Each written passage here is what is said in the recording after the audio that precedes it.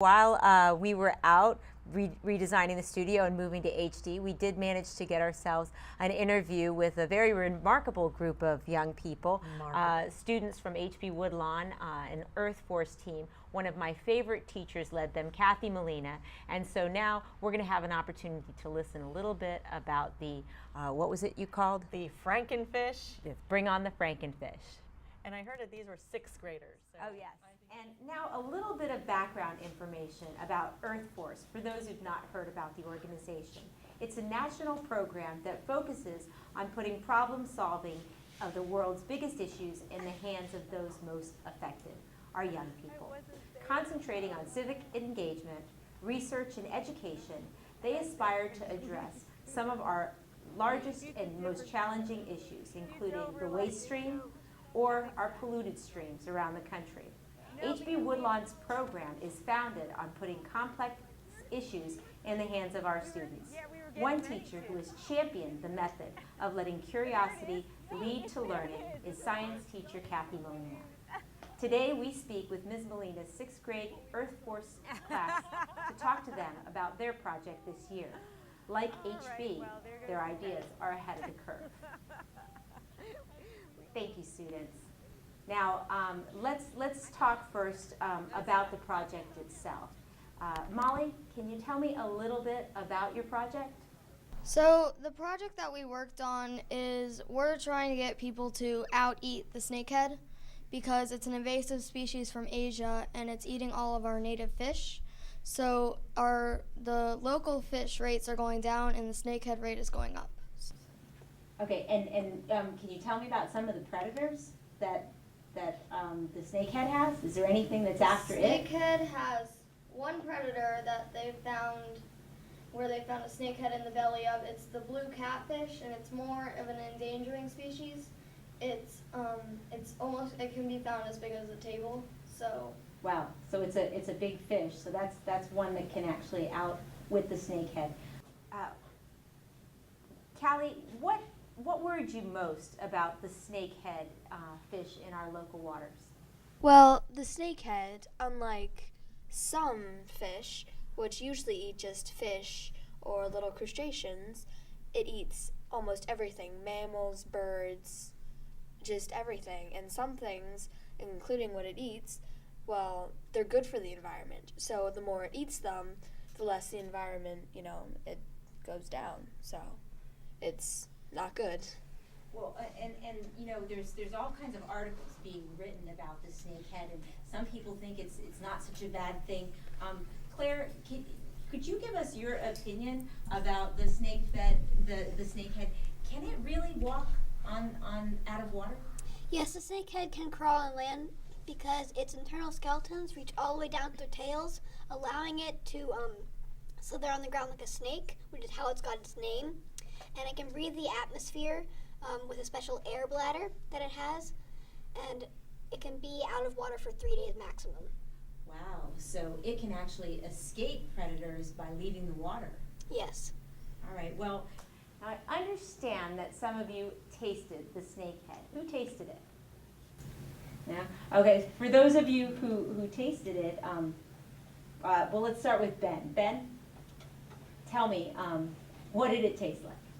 Well, it's a very mild fish, but Chad Wells, the executive chef there, he put a lot of, he sauteed it, so it tasted very good with the saute, so I don't know how it would taste without the saute, but I did really like the fish. Wow. And Brooke, how about you? What was your experience? I don't really like fish usually, but he prepared snakehead tacos, and they were really, really good. It's a firm fish, so it's kind of more like poultry than other fish, the texture. Oh, so it was on a skewer and it didn't fall off?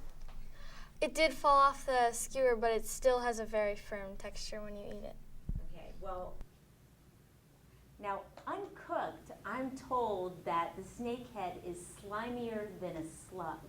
And someone here touched it. Wasn't that you, Alex? What did it feel like? Oh, it was definitely like a slug. It was all slimy, all over, no part of it that wasn't slimy. It was horrible. But when Chad started cooking it, the slime sort of like just melted away. And then when you ate it, it was perfectly dry and good, but still had that moisture in it, so it wasn't like super dry and like starving your mouth. It was actually really good the way he prepared it because it just took out all the slime. Do you have any fears about people not being willing to try the snakehead, maybe because of its name or the fact that it's so slimy? Well, Chad actually thought different from us. Chad thought that people that are really like adventurous when they're going to eat something want to know what it is. They want to know that it's a snakehead. But we thought that they should change the name to like the Chesapeake sturgeon or something different to turn people onto it. Sort of like nobody wants to eat dolphin, even though it's not actually dolphin, so they called it mahi-mahi. Well, now I understand you went fishing for Frankenfish. Who got to fish? All right, and let's start with, is it Alex? Tell us about your fishing experience. Did you catch any snakehead? Most of the group went, and I was in the second session, and no one in the second session managed to catch fish. But it was still fun to be out in a boat in the middle of the Potomac River and fishing. Yeah, it was great to be outdoors. Did you Yeah. have a nice day? Yeah. And what about you, Grace? What was your experience like? I did get to go out on the boat. It was a really fun experience. What did you bait your hook with to try to catch a snakehead? We actually baited them with worms, but usually you would do little fish because snakeheads eat mostly little fish because they eat bigger things than worms, and they won't really be fooled by just a worm on the lure.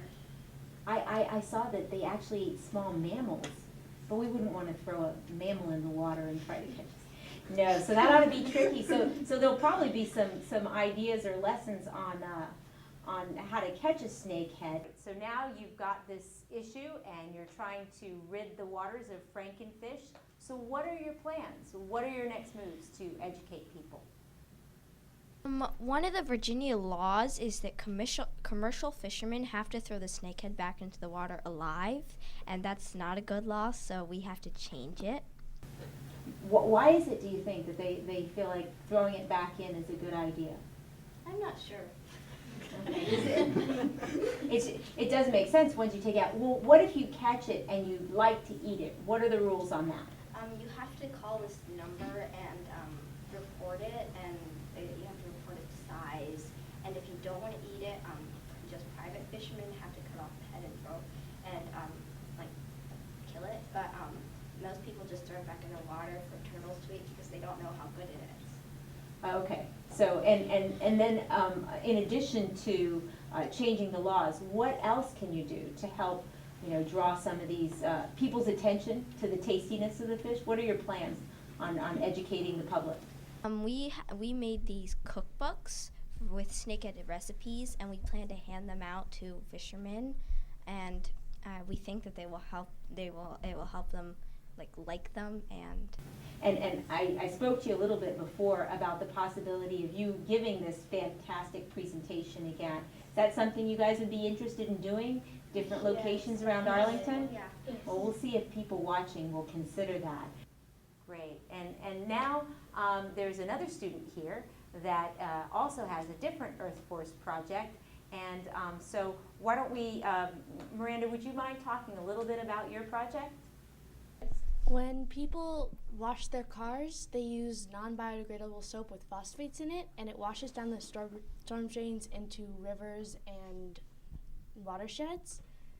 And we want people to use biodegradable phosphate-free soap so that the fish don't die and algae blooms don't form. But the best thing to do is get your car washed at a real car wash where they reuse their water and their soap. Wow, this is some really important research, and this is not the first time that we've interviewed a student from H B Woodlawn. I am so thrilled for your work. we have your teacher, Kathy Molina, here with us, and so I just want to thank you, Kathy, for your work. It was my complete pleasure to work with them.